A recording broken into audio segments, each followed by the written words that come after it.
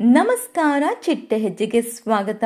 ಭರ್ಜರಿ bachelor season 2 ಕಾರ್ಯಕ್ರಮದಲ್ಲಿ ಭಾಗಿಯಾಗಲಿರುವ ಸ್ಪರ್ಧಿಗಳು ಯಾರು ಅನ್ನೋದನ್ನ ಈ ವಿಡಿಯೋದಲ್ಲಿ ನೋಡೋಣ.